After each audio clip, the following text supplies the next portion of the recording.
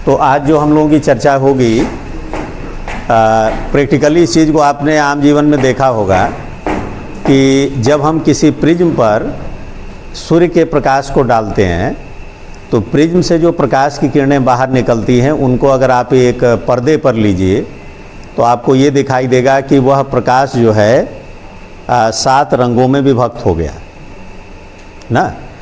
तो सूर्य के श्वेत प्रकाश का प्रिज्म द्वारा अपने अवयवी रंगों में विभक्त होने की जो घटना होती है, इसी घटना को हम लोग बोलते हैं वर्ण विक्षेपण या फिर परिक्षेपण बोलते हैं।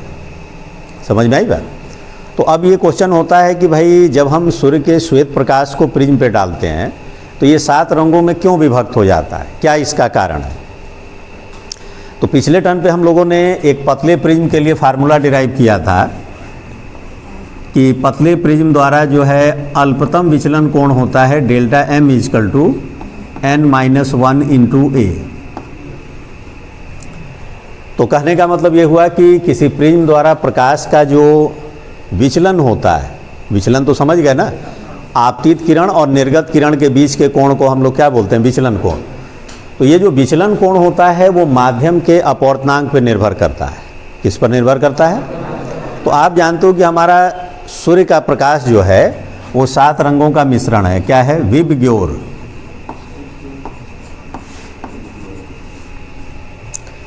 Violet, indigo, blue, green, yellow, orange और रेड, है ना। तो इसमें सबसे कम तरंगदैर्घ्य वायलेट का होता है और सबसे अधिक तरंगदैर्घ्य रेड का होता है। ठीक। अब क्या होता है कि किसी भी पदार्थ का जो अपवर्तनांक होता है वो तरंगदैर्घ्य पे इस प्रकार निर्भर करता है, n is equal to a plus B by lambda square. ठीक। तो अब आप यहाँ पर देखें कि जिस पदार्थ जिस रंग के लिए तरंगदैर्घ्य जितना ज़्यादा होगा उसके लिए अपवर्तनांक उतना ही कम होगा, और जिसके लिए तरंगदैर्घ्य कम होगा उसके लिए अपवर्तनांक सबसे।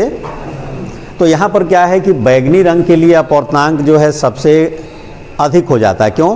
क्योंकि अभी आपको हमने बताया कि बैगनी रंग के लिए तरंगदैर्घ्य सबसे कम होता है और लाल रंग के लिए तरंगदैर्घ्य, मतलब तरंगदैर्घ्य का क्रम अगर आप बनाओगे तो सबसे कम तरंगदैर्घ्य जो है वायलेट का है, इससे अधिक जो है इंडिगो का है, उससे अधिक ब्लू का है, और ऐसे करते हुए सबसे अधिक तरंगदैर्घ्य किसके लिए होता है?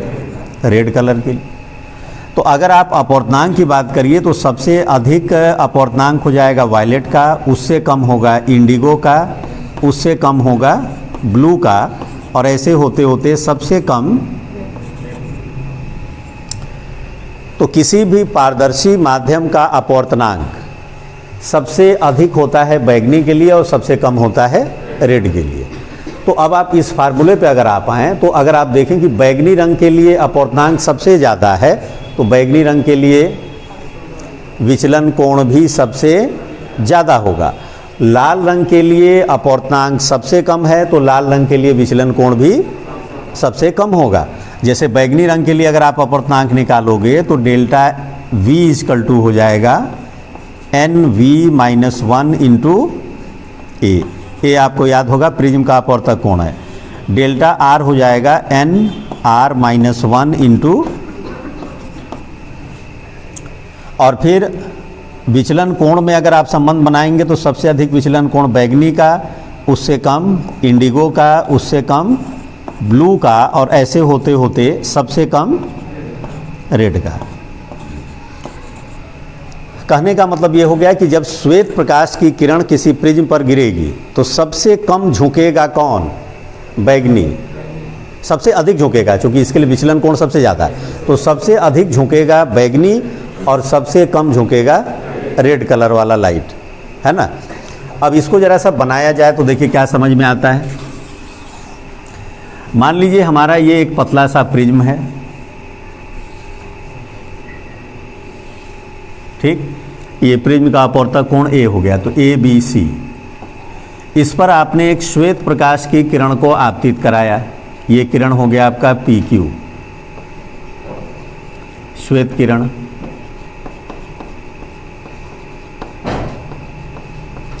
अब ये प्रकाश की किरण को देखिए ऐसे जाना था ना। अब यहाँ होगा क्या कि जो बैगनी रंग वाली किरण हमारी है, ये देखिए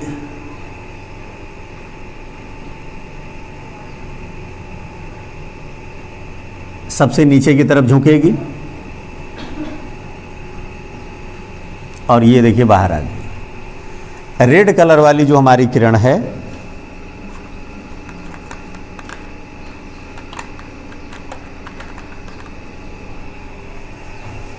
ये सबसे कम झुकेगी और ये ऐसे निकल के जाएगी। ये आपका रेड वाला किरण हो गया और ये हो गया आपका वायलेट हो गया। ठीक, अब जो है बाकी इसी ऑर्डर में होंगे। मतलब देखिए सबसे नीचे वायलेट, वायलेट के ऊपर इंडिगो होगा, फिर ब्लू होगा, फिर ग्रीन, फिर येलो, फिर ऑरेंज और सबसे ऊपर रेड। येलो वाला जो है इसको माध्य किरण बोला जाता है। ये मान के चलिए आप बीच में रहता है, येलो वाला ये रहेगा।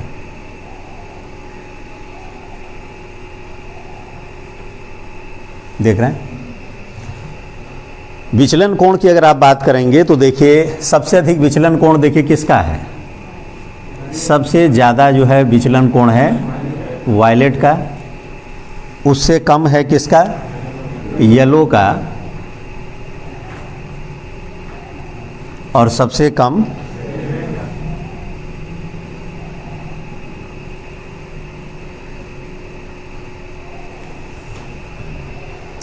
क्लियर हो रहा है? तो इसी कारण से देखिए श्वेत प्रकाश की किरण ऐसे देखिए होता क्या है कि निर्वात या वायु में सभी रंगों के प्रकाश की चाल समान होती है। ठीक, लेकिन जैसे ही ये किसी पारदर्शी माध्यम में प्रवेश करता है, भिन्न भिन्न रंगों की चाल भिन्न भिन्न हो जाती है।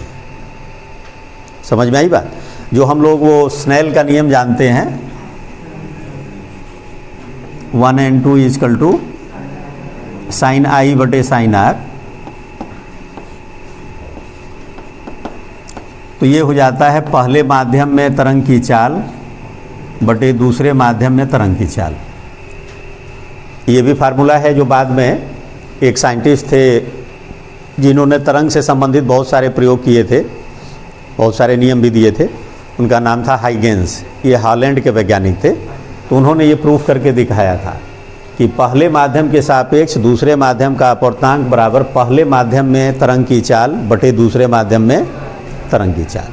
ठीक, अब अगर मान लीजिए पहला माध्यम आपने वायु ले लिया, पहला माध्यम क्या लिया? वायु, और दूसरा माध्यम ले लिया कांच, तो आपको याद होगा कि वायु में प्रकाश की चाल होती है c, बटे में ये हो जाएगा कांच में चाल हो जाएगी Vg। तो यहाँ से जब आप Vg का मान निकालोगे तो ये आएगा C/Ang।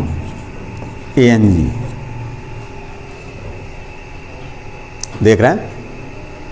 तो आपने अभी देखा कि भैया सबसे अधिक अपवर्तनांक किसका होता है? बैगनी का। तो बैगनी रंग वाले की चाल सबसे कम होगी। लाल वाले का अपवर्तनांक सबसे कम है, तो लाल वाले के लिए चाल। तो किसी पारदर्शी माध्यम में जब श्वेत प्रकाश की किरण प्रवेश करती है तो सबसे अधिक चाल किसकी होती है? लाल वाले की, और सबसे कम बैगनी में। ये सब एक एक नंबर के लिए सब याद रखना चाहिए, कहीं से भी कोई क्वेश्चन एक नंबर में आ सकता है। ठीक, तो ये चीज़ें आपको, तो कहने का मतलब ये होगा कि आपसे पूछा जाए कि भैया वर्ण विक्षेपण का या परिक्षेपण का कारण क्या है, तो आप कहोगे कि निर्वात या वायु में तो सभी रंगों के प्रकाश की चाल समान होती है, लेकिन जब किसी पदार्थिक माध्यम में प्रकाश प्रवेश करता है तो वहाँ पर भिन्न भिन्न रंगों की चाल भिन्न भिन्न हो जाती है। सबसे कम चाल होती है बैगनी रंग के प्रकाश की और सबसे अधिक चाल होती है लाल रंग की। ठीक, इस वजह से क्या होता है कि भिन्न भिन्न रंगों के लिए किसी पारदर्शी माध्यम का अपवर्तनांक भी भिन्न भिन्न होता है। तो बैगनी रंग के लिए अपवर्तनांक सबसे अधिक होता है और लाल रंग के लिए अपवर्तनांक सबसे कम होता है। तो प्रिज्म के सूत्र से जो अल्पतम विचलन कोण होता है, फिर वो आप लिखेंगे कि अल्पतम विचलन कोण delta m equal to n-1 × a। तो इस सूत्र से यह स्पष्ट है कि बैगनी रंग के लिए अपवर्तनांक सबसे अधिक है, इसलिए बैगनी रंग के लिए विचलन कोण भी सबसे अधिक होगा, और लाल रंग के लिए अपवर्तनांक सबसे कम है, इसलिए लाल रंग के लिए विचलन कोण भी। इसी वजह से क्या होता है कि जब श्वेत प्रकाश की किरण किसी प्रिज्म पर गिरती है तो प्रिज्म से निकलने के बाद ये अपने अवयवी 7 रंगों में विभक्त हो जाती है। इतना समझ में आ गया। अब जो हम लोगों की इसमें चर्चा होगी वो है कोणीय परिक्षेपण। क्या है?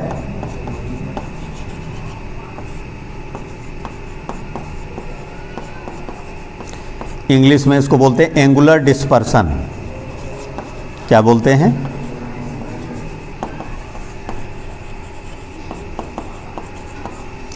एंगुलर डिस्पर्सन क्या होता है? किन्हीं भी 2 रंग के प्रकाश की निर्गत किरणों के बीच, किन्हीं भी 2 रंगों के प्रकाश की निर्गत किरणों के बीच के कोण को उन 2 रंगों के लिए कोणीय परिक्षेपण कहते हैं। ठीक, जैसे उदाहरण तौर पर मान लीजिए हम बैगनी और लाल रंग के लिए कोणीय परिक्षेपण निकालना चाह रहे हैं। तो बैगनी रंग की निर्गत किरण आपको दिख ही रही है, इसको पीछे बढ़ाइए।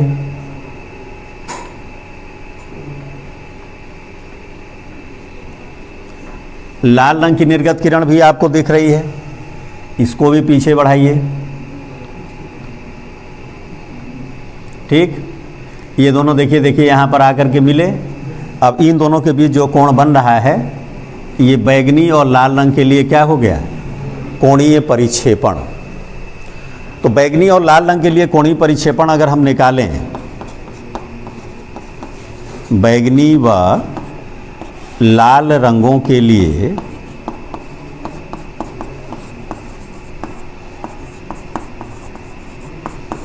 कोणीय परिक्षेपण,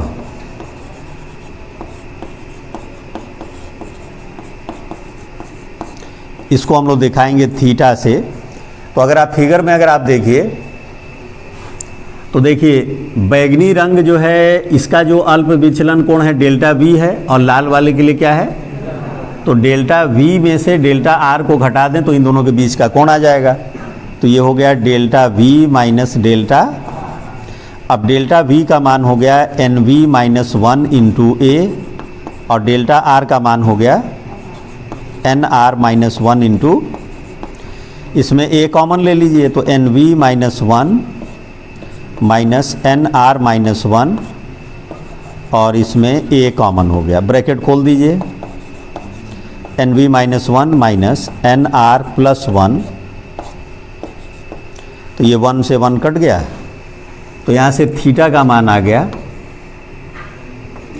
N V minus N R into ए।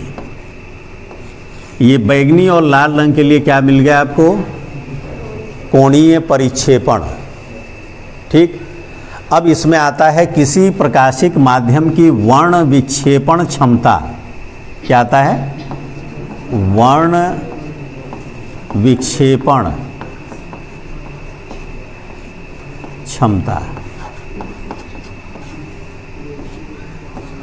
Dispersive power.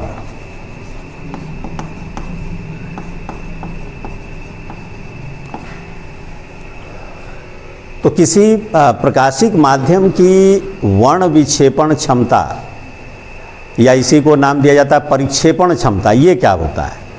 इसको इस तरह से डिफाइन किया जाता है कि बैगनी और लाल रंगों के लिए, बैगनी और लाल रंगों के लिए कोणीय परिक्षेपण तथा माध्य किरण, माध्य किरण किसको बोलते हैं? पीले वाले को। तथा माध्य किरण अर्थात पीले रंग के लिए विचलन कोण के अनुपात को उस प्रकाशिक माध्यम की वर्ण विक्षेपण क्षमता कहते हैं, और इसको हम लोग ओमेगा से दिखाते हैं। ठीक, अब आपने देखा कि थीटा का मान अगर आप देखें तो थीटा का मान अभी हम लोगों ने निकाला है N V minus N R into A, और डेल्टा वाई का मान क्या होता है? N Y minus 1 into A से कट गया, तो ओमेगा का मान आ गया एन वी माइनस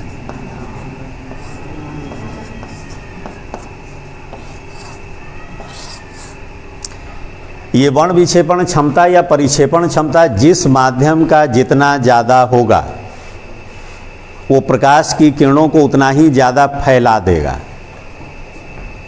समझ में आ गई बात? मतलब बैगनी और लाल रंग की किरण उतनी ही ज़्यादा उसमें फैली हुई दिखाई देगी, और जितना कम होगा ओमेगा का मान उतना ही बैगनी और लाल रंग की किरण उतना ही पास पास निकलने पर वो अलग अलग तो हो जाएंगी, लेकिन कौन कितना ज़्यादा अलग करेगा तो वो ये डिस्पर्सिव पावर पे डिपेंड करता है। कहानी समझ में आई? तो ये सब पे 1-1, 2-2 नंबर के न्यूमेरिकल भी आते हैं और साथ में डिफिनीशन भी अलग से आ सकता है। ठीक, अब इसमें हम लोग का जो अगला चर्चा होगा वो है प्रकाश का प्रकीर्णन।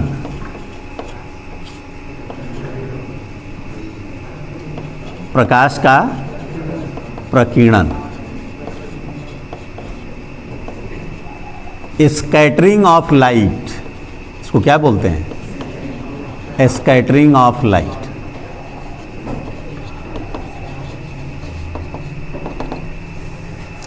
तो ये प्रकाश का प्रकीर्णन क्या होता है भाई? इस पर आधारित बहुत सारी घटनाएं आम जीवन में आप देखते हो कि सूर्योदय और सूर्यास्त के समय सूर्य का रक्ताभ दिखाई देना, रेड कलर का दिखाई देना, है ना। फिर जो हमारे डेंजर वाले जो सिग्नल होते हैं, खतरे वाले सिग्नल, रेड कलर के बनाए जाते हैं ना। आकाश का रंग नीला दिखाई देता है। ये सब घटनाएं जो है प्रकाश के प्रकीर्णन पर ही आधारित हैं।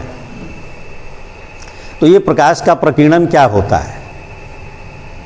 जब सूर्य का प्रकाश जो है, आप एक चीज ध्यान देंगे कि ये प्रकीर्णन की घटना वहीं पर होती है जहां पर वायुमंडल में धूल के कण, धुएं के कण, अणु, परमाणु ये सब उपस्थित होते हैं। जैसे अगर आप चंद्रमा पे चले जाइए तो चंद्रमा पे प्रकीर्णन नहीं होगा। क्यों? क्योंकि चंद्रमा पे वायुमंडल ही नहीं है। तो वहाँ से अगर आप देखेंगे तो वहाँ से आकाश का रंग जो है ब्लैक दिखाई देगा, काला दिखाई देगा। ठीक, तो अभी इस पर हम लोग चर्चा कर रहे हैं। तो देखिए प्रकाश का प्रकीर्णन क्या होता है कि जब सूर्य का प्रकाश सूर्य से हमारे पृथ्वी तक पहुँचता है तो वह पृथ्वी के वायुमंडल में उपस्थित धूल के कणों, धुएं के कणों, अणुओं, परमाणुओं से टकराते हुए आता है। तो हमारे जो धूल के कण हैं, धुएं के कण हैं, या फिर अणु या परमाणु हैं, वो क्या करते हैं कि सूर्य के प्रकाश को अवशोषित कर लेते हैं, एब्जॉर्ब कर लेते हैं, और अवशोषित करने के बाद फिर वो उसको पुनः विकिरित करते हैं, फिर से उसको एमिट करते हैं। इसी घटना को हम लोग बोलते हैं प्रकाश का प्रकीर्णन। मतलब वायुमंडल में उपस्थित धूल के कण, धुएं के कण, अणु, परमाणु द्वारा सूर्य के प्रकाश को अवशोषित करके अब पुनः विकिरित करने की जो घटना होती है, इसी घटना को क्या कहते हैं? प्रकाश का प्रकीर्णन, स्कैटरिंग ऑफ लाइट। ठीक है। अब होता क्या है ना कि हमारे वायुमंडल में तो भैया असंख्य अणु, परमाणु, धूल के कण हैं। तो ये जो सूर्य के प्रकाश को जब ये अवशोषित करते हैं तो कोई परमाणु या कोई अणु या कोई धूल का कण किसी दिशा में प्रकाश निकालता है, कोई किसी दिशा में निकालता है, कोई किसी दिशा में निकालता है। तो रैंडमली सब अलग अलग दिशाओं में निकालते हैं। तो हमको ये लगता है कि भैया लाइट क्या हो गई? फैल गई, बिखर गई। लेकिन रियल में क्या होता है कि एक परमाणु, एक अणु, एक धूल का कण किसी एक ही दिशा में निकालता है, दूसरा वाला दूसरी दिशा में निकालता है, लेकिन सबका मिला जुला प्रभाव हमको क्या दिखाई देता है कि ये सभी दिशाओं में ये फैल गया। तो शुरू में लोग यही कहते थे कि सूर्य का प्रकाश जब इन कणों पे गिरता है तो गिर करके फैल जाता है। ऐसा नहीं होता है। एक्चुअली होता क्या है कि ये कण अवशोषित करते हैं प्रकाश को और फिर से विकिरित करते हैं, रेडिएट करते हैं। तो इसी घटना को हम लोग बोलते हैं प्रकाश का प्रकीर्णन। इसके लिए एक वैज्ञानिक थे जिनका नाम था लॉर्ड रेले। क्या नाम था? लॉर्ड रेले ने क्या किया? बहुत सारे प्रयोग किए और प्रयोग करके उन्होंने देखा कि भैया ये जो सूर्य के प्रकाश में जो भिन्न भिन्न रंगों के जो प्रकाश हैं उनकी तरंगदैर्घ्य तो भिन्न भिन्न है। तो किसका प्रकीर्णन ज़्यादा हो रहा है, किसका कम हो रहा है? तो उनको एक नियम मिल गया प्रयोग के आधार पर कि प्रकीर्णित प्रकाश की तीव्रता, किसकी तीव्रता? प्रकीर्णित प्रकाश की जो तीव्रता होती है वह प्रकीर्णित होने वाले प्रकाश के तरंगदैर्घ्य के चतुर्थ घात के व्युत्क्रमानुपाती होता है। इसी को बोलते हैं लॉर्ड रेले का नियम। मतलब इस नियम के अनुसार ये हो गया कि भैया जिस प्रकाश की तरंगदैर्घ्य जितनी कम होगी, प्रकीर्णित प्रकाश में उसकी तीव्रता उतनी ही अधिक होगी। तो आप ध्यान से अगर देखें तो विबग्योर में सबसे कम तरंगदैर्घ्य किसका है? तो सबसे ज़्यादा प्रकीर्णित प्रकाश में सबसे ज़्यादा तीव्रता आपको किसकी दिखाई देगी? वायलेट की, उससे कम इंडिगो की, उससे कम ब्लू की, और सबसे कम। तो कहने का मतलब ये हो गया कि भैया जब सूर्य का प्रकाश धूल के कणों पे गिरेगा तो सबसे कम प्रकीर्णन अगर होगा किसी का तो रेड का, और सबसे ज़्यादा होगा तो वायलेट का होगा। अब आकाश का रंग नीला क्यों दिखता है, ब्लूइश क्यों दिखता है? जबकि प्रकीर्णन तो भैया सबसे ज़्यादा वायलेट का हो रहा है, तो आकाश का रंग तो वायलेट दिखना चाहिए, ब्लू क्यों दिख रहा है? उसका रीज़न ये होता है कि सूर्य के प्रकाश में क्वांटिटी, मात्रा जो है बाकी सब रंगों की तुलना में सबसे ज़्यादा ब्लू की होती है। जैसे इन तीनों में कंपेयर करेंगे, वायलेट, इंडिगो, ब्लू में, तो सबसे ज़्यादा क्वांटिटी किसकी होती है? ब्लू की होती है।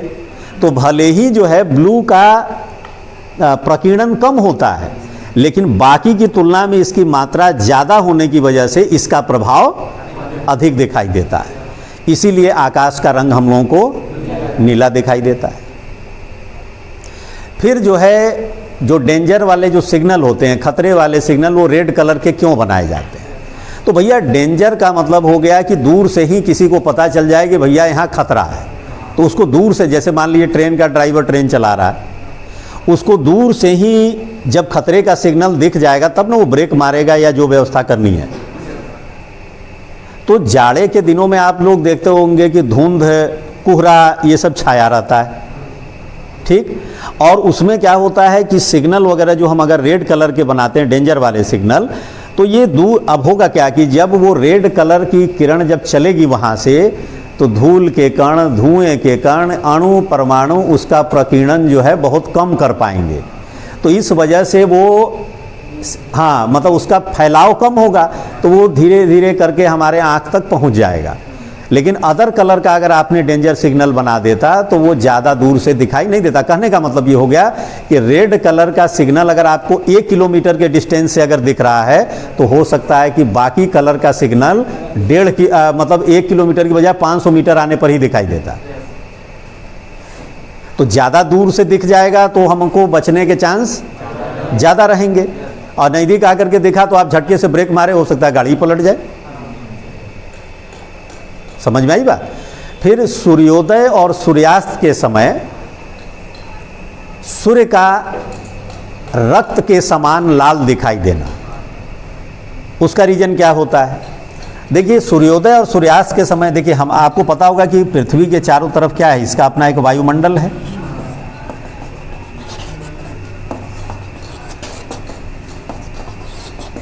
ठीक, मान लीजिए कि अब सूर्योदय के समय पोजीशन क्या रहती है? पोजीशन ये रहती है कि हम लोग जो है क्षैतिज से मतलब हम लोग को दिखता है कि सूर्य उग रहा है, मतलब हम लोग की पोजीशन कुछ ऐसे रहती है, और सूर्य हमको यहाँ से दिखाई देता है निकलता हुआ। ठीक सामने होता है ना, सूर्य उगता हुआ दिखाई देता है। और जब दिन का समय हो जाएगा, दोपहर का 12 बज जाएगा, तो उस समय सूर्य हमको सीध में दिखाई देने लगता है, सिर के ठीक ऊपर। तो आप खुद ही देखो कि सूर्योदय होगा या फिर सूर्यास्त होगा, इन दोनों समय में सूर्य की किरणें जो है वायुमंडल में, देखिए सबसे ज़्यादा दूरी तय करके हमारे आंखों तक आएगी। तो सूर्य की किरणें जितना ज़्यादा दूरी वायुमंडल में तय करेंगी, उतनी ही ज़्यादा बार ये वायुमंडल के अणुओं, परमाणुओं से टकराती जाएगी, धूल के कणों से टकराती जाएगी ना। जितनी ज़्यादा बार टकराएगी उतनी ज़्यादा बार अवशोषित होकर के फिर से विकृत होगा, फिर अवशोषित होकर के फिर से विकृत होगा ना। तो पता चला कि वायलेट से लेकर के, violet, indigo, blue, green, yellow, इसमें से ज़्यादातर कलर का धीरे धीरे धीरे धीरे प्रकीर्णन होता जाता है, और हमारी आँखों तक सबसे ज़्यादा क्वांटिटी किसकी पहुँचती है? इसीलिए वो रेडिश कलर का दिखता है। समझ गए?